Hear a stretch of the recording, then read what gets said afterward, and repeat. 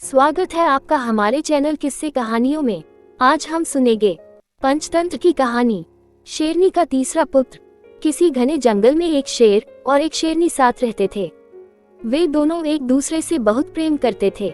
हर दिन दोनों साथ में ही शिकार करने जाते और शिकार को मारकर साथ में बराबर बराबर खाते थे। दोनों के बीच में विश्वास और भरोसा भी खूब था। कुछ समय के बाद ही शेर और शेरनी दो पुत्रों के माता पिता भी बन गए। जब शेरनी ने बच्चों को जन्म दिया तो शेर ने उससे कहा कि अब से तुम शिकार पर मत जाना, घर पर रहकर खुद की और बच्चों की देखभाल करना।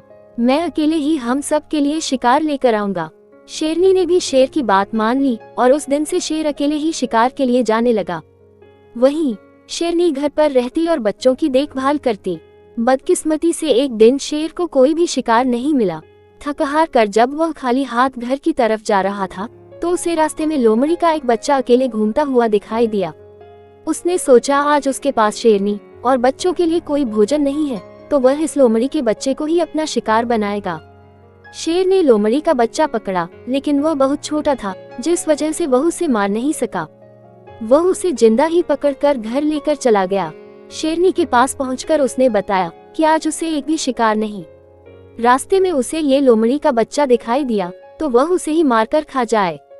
शेर की बातें सुनकर शेरनी ने कहा, जब तुम इस बच्चे को नहीं मार पाए तो मैं कैसे इसे मार सकती हूँ। मैं इसे नहीं खा सकती है। इसे भी मैं अपने दोनों बच्चों की ही तरह पाल पोस कर बड़ा करूंगी और यह अब से हमारा तीसरा पुत्र होगा। उसी दिन से शेरनी और शेर लोमड़ी के बेटे को भी अपने पुत्रों ही तरह प्यार करने लगे।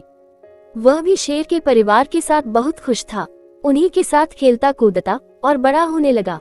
तीनों ही बच्चों को लगता था कि वह सारे ही शेर हैं। जब वह तीनों कुछ और बड़े हुए तो खेलने के लिए जंगल में जाने लगे। एक दिन उन्होंने वहां पर एक हाथी को देखा।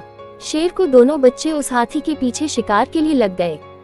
वहीं लोमड़ी का बच्चा डर के मारे उन्हें ऐसा करने से मना कर रहा था, लेकिन शेर के दोनों बच्चों ने लोमड़ी के बच्चे की बात नहीं मानी और हाथी के पीछे लगे रहे और लोमड़ी का बच्चा वापस घर पर शेरनी माँ के पास आ गया।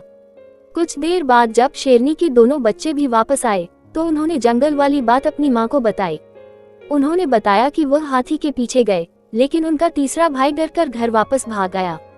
इसे सुनकर लोमड़ी का बच्चा गुस्सा हो गया। उसने गुस्से में कहा कि तुम दोनों जो खुद को बहादुर बता रहे हो, मैं तुम दोनों को पटक कर जमीन पर गिरा सकता हूँ। लोमड़ी के बच्चे की सुनकर शेरनी ने उसे समझाया कि उसे अपने भाइयों से इस तरह की बात नहीं करनी चाहिए। उसके भाई झूठ नहीं बोल रहे, बल्कि वे दोनों सच ही बता रहे हैं।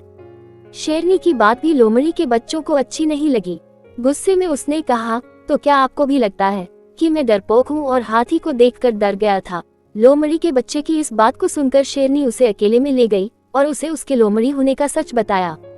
हमने तुम्हें भी अपने दोनों बच्चों की तरह ही बड़ा किया है, उन्हीं के साथ तुम्हारी भी परवरिश की है, लेकिन तुम लोमड़ी वंश के हो और अपने वंश के कारण ही तुम हाथी जैसे बड़े जानवर को देखकर डर गए और घर वापस भाग आए।